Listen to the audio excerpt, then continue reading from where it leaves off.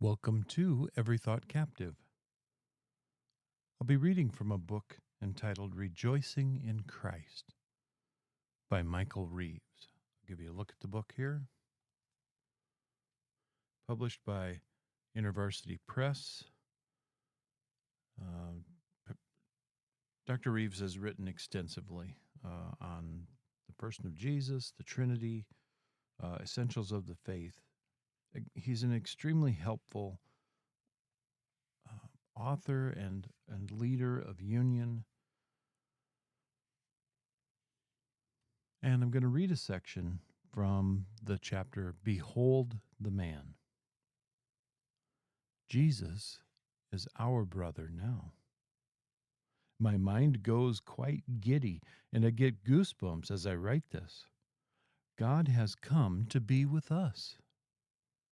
The Lord of glory has made himself a closer friend than any other. No, not just close. The bridegroom has made himself one with his dear bride. Because of what the Son of God has done, I can now say that I am flesh of his flesh and bone of his bone. All he is, he has given to us, so that all he has, he can share with us. In the early days after the New Testament, there were some who just could not believe that God himself could have become truly human. One understands, it does seem almost incredible.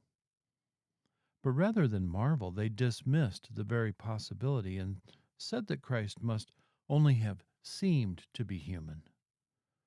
They were thus known as Docetists, from the Greek word dokein, meaning to seem. Christ, they argued, was a spirit. Therefore, he didn't really eat, breathe, or die. He didn't even really leave footprints, they said. Rather, he only pretended to eat in front of his short-sighted disciples. He pretended to walk, while all along floating through the world like a holy smell. Straight to the point, the Apostle John uncompromisingly condemned such thinking, writing that many deceivers who do not acknowledge Jesus Christ as coming in the flesh have gone out into the world. Any such person is the deceiver and the Antichrist. 2 John, verse 7. Following his lead, many of the church's heavyweights stepped into the ring to confront this weirdness. And over the centuries, they pinned the reluctant down to a concession. Maybe Jesus was human, but at least he can't have had a human mind.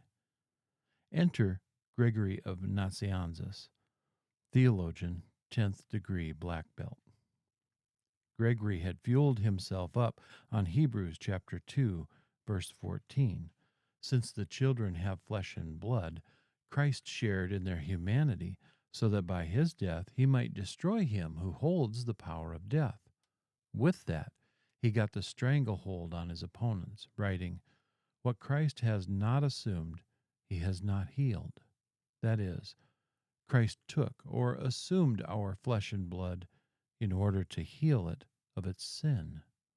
He would take it through death into a new life and bring it back to God.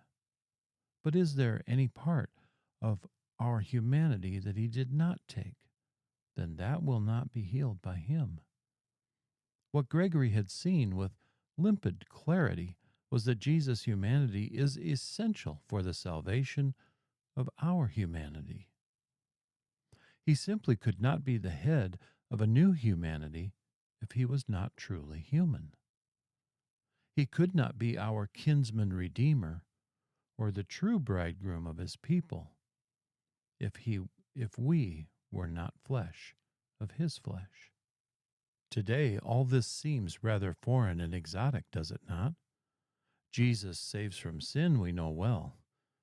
Jesus heals flesh, has the feel of something from outside our comfortable shire. But by coming in a body, Christ came to give a hope and a future to our bodies. After all, Christ came not to replace, but to redeem the very creation he had designed and declared good: bodies, trees, lions, lambs, all of it. To do that, though, and to share his life with the humanity he had created, he had to take it to himself. Life is found only in him, after all.